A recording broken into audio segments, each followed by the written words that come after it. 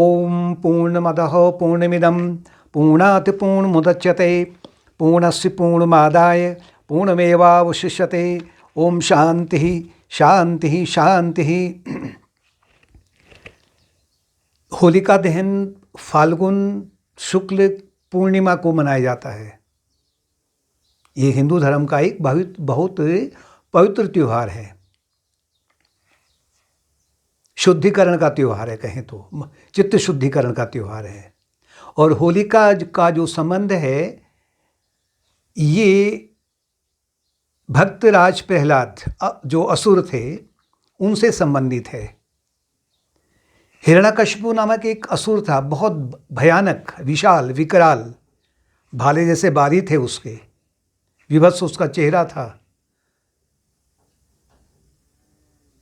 उसने तीनों लोकों में बहुत अत्याचार मचाया हुआ था।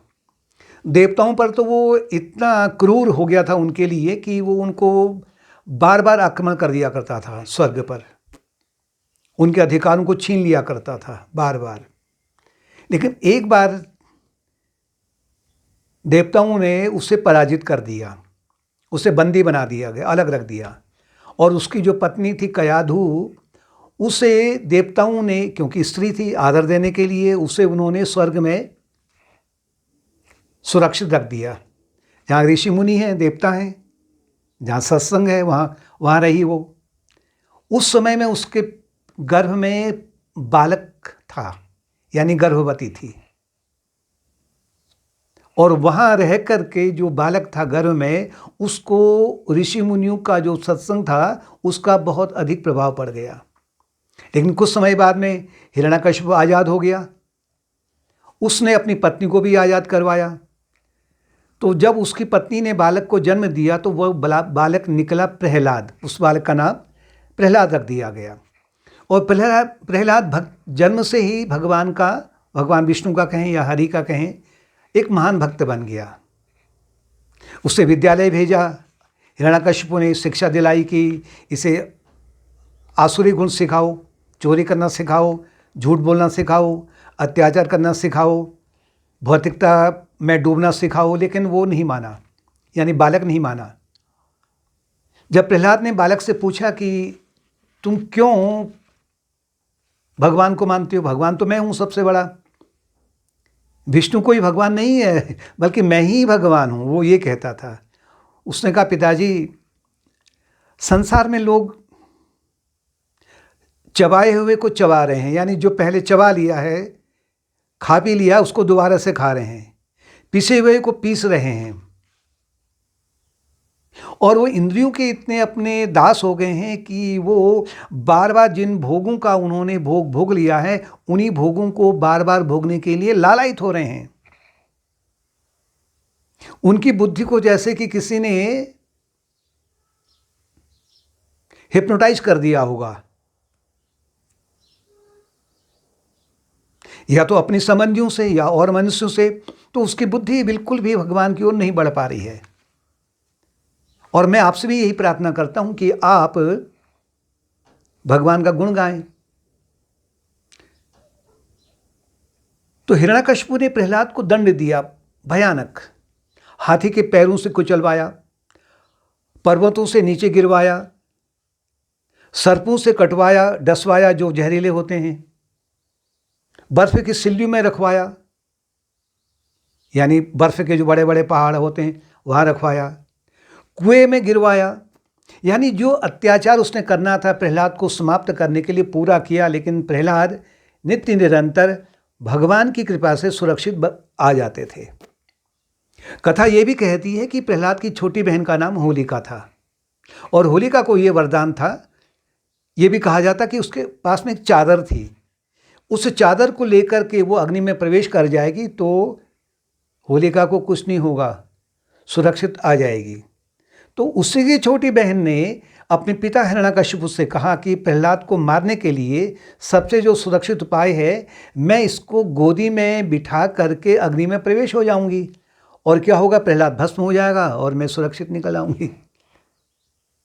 ये कपटी चाल चली उसने। हिरण्यकशिपु को अच्छा लगा, क्योंकि वो उसके शत्रु यानी भगवान का भक्त था और हिरण्याकशिपु को पसंद नहीं था। तो होलिका ने जब प्रहलाद को गोदी में लेकर के अग्नि में प्रवेश किया, प्रहलाद ने कोई आनाकानी नहीं की। अग्नि में प्रवेश करने के बाद में ये देखा गया कि होलिका जो छोटी बहन थी चादर समेत वो तो भस्म हो गई और प्रहलाद सुरक्षित आ गया, बच गए प्रहलाद, क्योंकि उन्हें ये विश्वास था कि मुझे भगवान के अतिरिक्त और किसी पर कोई भी श्रद्धा नहीं है, न विश्वास है, केवल उन्हीं पर मेरा विश्वास है, वही मेरी सुरक्षा करेंगे। और बाद में कथा ये भी कहती है कि हिरण्याकशिपु का वध हो गया था, क्योंकि उसने भी वरदान मांगा था, मेरी मृत्यु न दिन में हो न रात में हो,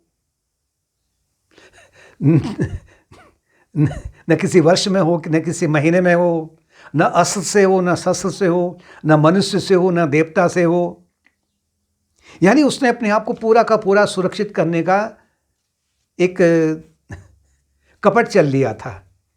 लेकिन कथा ये कहती है कि अंत में भगवान ने आधे सिंह और आधे मनुष्य का रूप लिया, नाखून से पेट फाड़ा और जो सायंकाल गोधूलि का समय होता है उस समय मारा, न बाहर न अंदर, देहली पर उसे पकड़ा। और अधिक मास था, वो उस ओर ज़्यादा नहीं कहते हुए, लेकिन प्रहलाद का जो बचने का जो तात्पर्य है और होलिका का तात्पर्य है कि होलिका है विषय वासनाएं। अज्ञान रूपी चादर जब व्यक्ति अपने मन पर ओढ़ लेता है अज्ञान की चादर से, तो उससे अनेक प्रकार की विषय वासना बन जाती हैं, यानी कि भौतिकता की ओर जो मन है उससे बढ़ना कहते हैं, अशुभ वासना जिसे कहते हैं। अशुभ वासना जब प्रहलाद रूपी भक्त को लेकर के अग्नि में प्रवेश होती है,